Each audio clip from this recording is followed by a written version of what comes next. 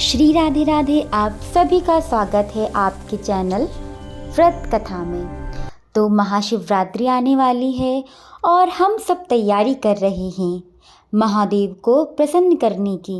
लेकिन क्या आप जानते हैं कि महादेव को सबसे प्रिय कौन है? कोई महान पंडित या वो शिकारी जिसने अनजाने में एक रात जागकर शिव के दिल को जीत लिया? आज के इस वीडियो में मैं बात करने जा रही हूँ भगवान भोलेनाथ। मैं आपको शिवरात्रि की उस सीक्रेट कथा के बारे में बताऊंगी जो हमें सिखाती है कि महादेव विधि विधान से ज़्यादा भाव के भूखे होते हैं। यह कथा आपको महाशिवरात्रि देखने के नज़रिए को बदल देगी। तो चलिए शुरू करते हैं। भगवान शिव हिंदू धर्म में सबसे अधिक आराध्य देवता माने जाते हैं। शिव पुराण में भील शिकारी से संबंधित एक कथा का वर्णन किया जाता है जिसमें व्रत और पूजा के महत्व को दर्शाया गया है।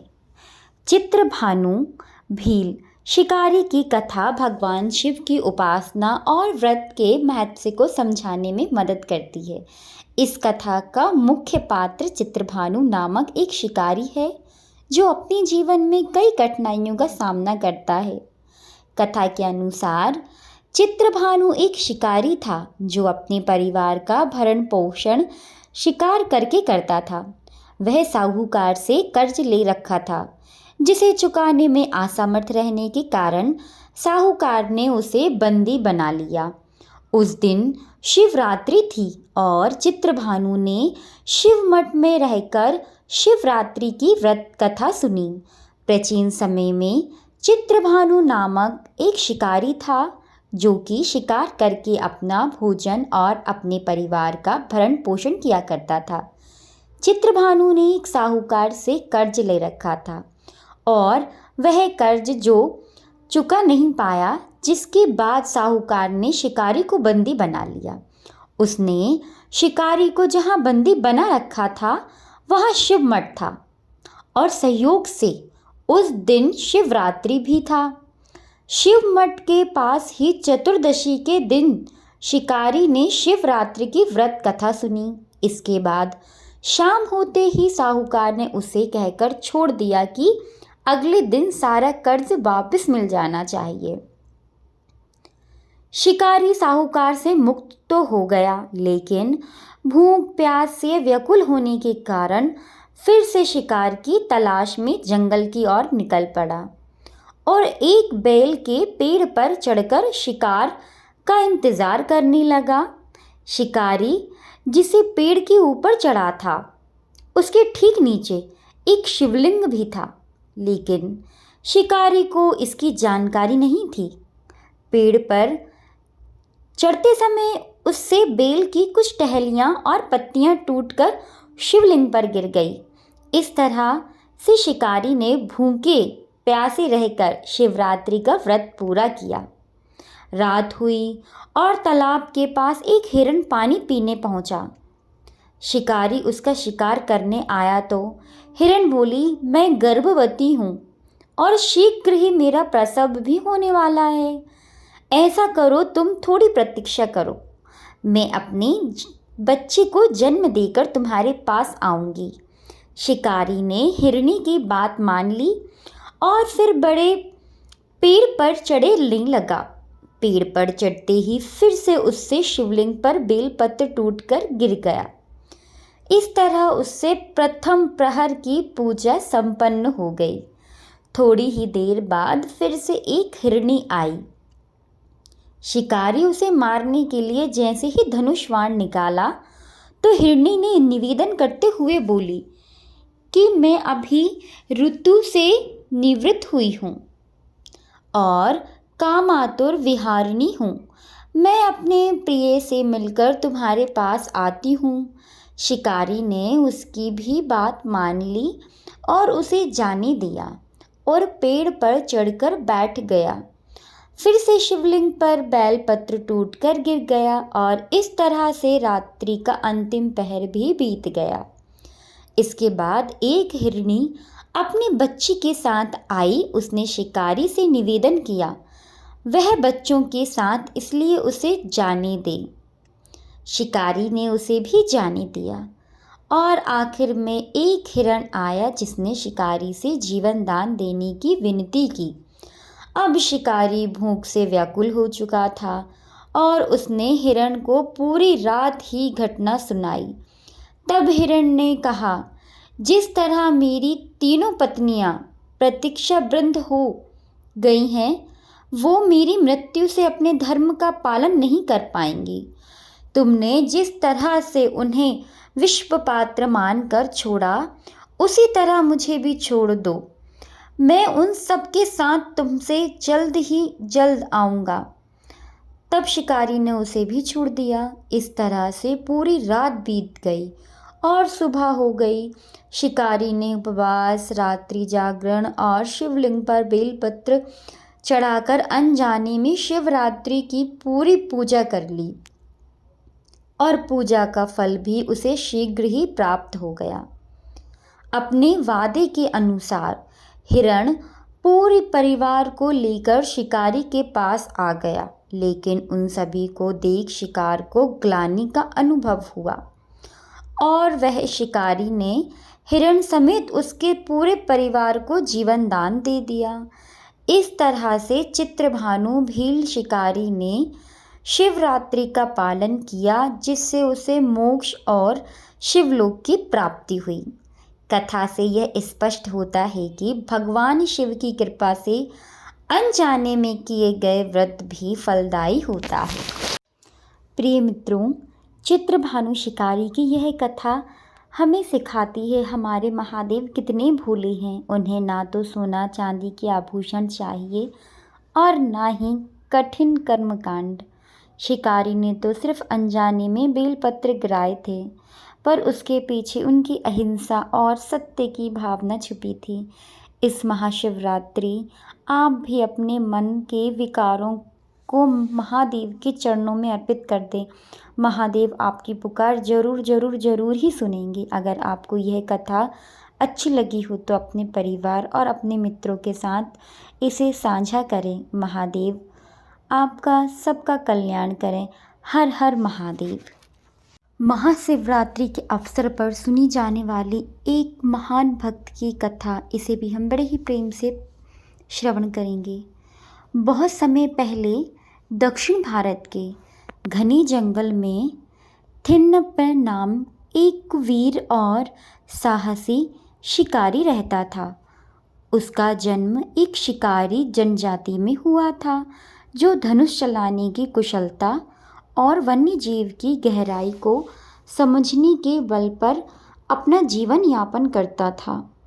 उसके पिता नागन उनके कबीले के मुखिया थे और थिन्नपन एक बलवान निडर युवक थे, रूप में बड़ा हुआ, जो शिकार का तीरंदाजी में निपुण था। हालांकि उसे पवित्र ग्रंथ या मंदिर की रस्मों का बहुत कम ज्ञान था, फिर भी वह अपने प्रियजनों के प्रति अटूट निष्ठा रखता था। अपने लोगों में वह अपने साहस के लिए प्रसिद्ध था, लेकिन भाग्य ने उसे युद्ध या शिकार से कहीं अधिक महान कार्य के लिए शायद चुना था। एक दिन जंगल में एक जंगली सुअर का पीछा करते हुए छिन्नपन को श्रीकालहस्ती नामक पहाड़ी की चोटी पर एक पेड़ के नीचे स्थिर एक प्राचीन शिवलिंग मिला। वह शिवलिंग भगवान शिव का प्रतीक, एक पवित्र पत्थर था। इसे देखकर उसके मन में एक अवर्णनीय श्रद्धा का भाव उत्पन्न हुआ। यद्यपि उन्हें कभी पूजा पाठ की विधि नहीं सिखाई गई थी, फिर भी शिवलिंग के प्रति उनके मन में एक गहरा आकर्षण पैदा हुआ, मानो उन्हें अत्यंत वह चीज़ मिल गई हो जिसकी वे अनजाने में जीवन भर खोज कर रहे थे। अपनी नादानी में उन्होंने देवता को एक जीवित प्राणी के रूप में देखा, जिसे देखभाल की आवश्यकता थी, लेकिन थिन्नपन पुजारी नहीं थे। उनके पास फूलों, धूप या वैदिक मंत्र का कोई चढ़ावा नहीं था। इसके वजह उन्होंने वही किया जो उनके हृदय ने उन्हें करने की आज्ञा दी। उन्होंने शिव की पूजा उसी प्रकार की जैसे वे सबसे अच्छी तरह जानते थे। वह प्रतिदिन मंदिर लौटता और अपने शिकार से लाया हुआ सबसे ताज़ा मांस भेंट के रूप में लाता। वह पास के एक धरा से पानी लाता, क्योंकि उसके पास कोई बर्तन नहीं था, और उसे मुंह में भरकर शिवलिंग पर थूकता ताकि वह शुद्ध हो जाए। वह अपनी शरीर से देवता को छाया देता, उसे तेज धूप और बारिश से बचाता। संसार की दृष्टि में उसकी पूजा असभ्य, अनुचित, यहाँ तक कि ईश निंदा भी थी, परंतु शिव की दृष्टि में वह पवित्र और भक्तिमय थी। न जाने कौन से गुण पर दया निधान रीत जाए, ये ऐसी ही कुछ भक्ति थी। थिन्नपन को इस बात का पता नहीं था कि एक विद्वान पुजारी भी उस मंदिर की देखभाल करता है। हर सुबह जब वह आता तो पवित्र शिवलिंग पर कच्चा मांस लगा देखकर, उस पर पानी थूककर और मंदिर में अजीबोगरीब पद चिन्ह देखकर भयभीत हो जाता। इसे किसी जंगली जानवर या अपवित्र व्यक्ति का काम समझकर पुजारी की सावधानी पूर्वक वह सफाई करता। पूजा जारी रखने से पहले विस्तृत विभिन्न प्रकार से शुद्धिकरण और अनुष्ठान किया करता, लेकिन वह सिलसिला कई दिनों तक चलता रहा। पुजारी बहुत परेशान हो गए और उसने मार्गदर्शन के लिए भगवान शिव से प्रार्थना की। उस रात शिव ने उसे स्वप्न में दर्शन दिए और कहा, मेरे परम भक्त की भक्ति पर सवाल मत उठाओ। यदि तुम सच्चे प्रेम को देखना चाहते हो तो छिपकर देखो। अगली सुबह पुजारी मंदिर के पीछे छिपकर इंतजार करने लगा। जैसे ही सूरज उगा, उसने थिन्नप को अपनी भेंट लेकर आते देखा। वह सदमे में देखता रहा कि शिकारी शिव की पूजा अपने कच्चे, अशिक्षित तरीके से कर रहा था। मांस को वह मुंह में से निकाल और पानी को नंगे हाथों से, लेकिन इससे पहले कि पुजारी कोई प्रतिक्रिया कर पाता, कुछ चमत्कारी घटित हुआ। अचानक शिवलिंग की एक आंख से खून बहने लगा। थिन्नपन स्तंभित रह गया। उसे देख देवता पीड़ा में थे। बिना किसी संकोच के उसने अपने वस्त्र की तहों से खून पोंछकर उसे रोकने की कोशिश की, लेकिन घाव नहीं भरा। वह हताश हो गया। वह क्या कर सकता था? तभी उसके मन में एक विचार आया। यदि उसके प्रभु ने अपनी एक आँख खो दी होती तो वह पहले बदले में अपनी आँख दे देता। बिना किसी संकोच के उसने अपना शिकार करने वाला चाकू उठाया, उसकी धार अपनी आँख पर रखी और निकाल लिया।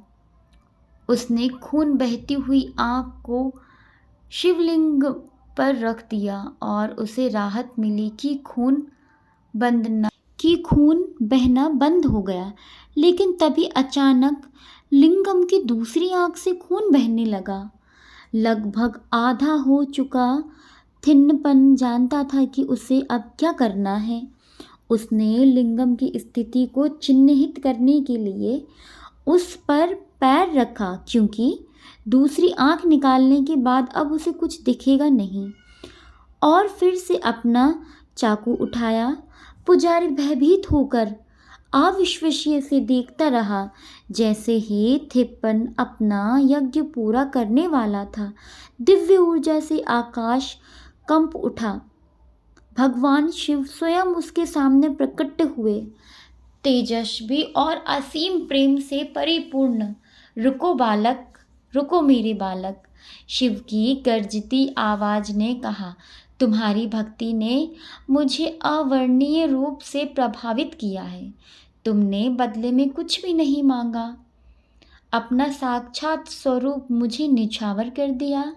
आज से तुम कन्नपया कहलाओगे, वह जिसने अपने भगवान को अपनी आंखें अर्पित कर दी थी। महज एक नज़र से शिव ने कन्नपा की दृष्टि लौटा दी, उनकी दोनों आंखें ठीक कर दी और उन्हें दिव्य कृपा प्रदान की। यह जानकर पुजारी अभिभूत हो गया और कन्नप के चरणों में गिरकर पड़ा, यह समझते हुए कि इस आदिवासी शिकारी ने भक्ति का एक ऐसा स्तर प्राप्त कर लिया है जो उसे कहीं अधिक है। कहा जाता है आज भी आंध्र प्रदेश के श्री कालहस्ती मंदिर में उनकी कहानी जीवित है। यह मंदिर शिव और उनके सबसे बड़े भक्त दोनों का सम्मान करता है और आने वाले सभी लोगों को याद दिलाता है कि सच्ची भक्ति समर्पण, अनुष्ठान या यज्ञ से नहीं बल्कि किसी के प्रेम की गहराई से मापी जाती है। इस प्रकार कन्नप्पा नायर की कहानी शुद्ध निस्वार्थ भक्ति की शक्ति का एक अमर प्रमाण है। एक ऐसा प्रेम जो इतना मजबूत है कि देवता भी आंसू बहाने लगते हैं। कई कहानी परंपराओं से भरे भक्ति एक मौलिक और आत्मा को झंझोर देने वाला प्रमाण है।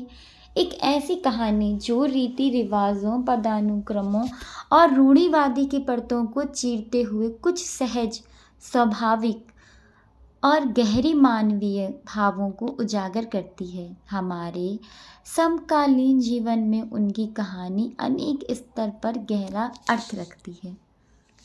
तो प्रिय मित्रों, यह कहानी उस महान भक्त की जिसने नियमों को नहीं बल्कि प्रेम को चुना। कन्नप्पा ने अपना पैर शिवलिंग पर रखा, पर महादेव ने उसे अपमान नहीं बल्कि अपना सबसे बड़ा सम्मान मिला, क्योंकि महादेव जानते हैं कि उस पैर के नीचे अहंकार नहीं बल्कि एक सच्चे अच्छे बच्चे का निश्चल प्रेम था।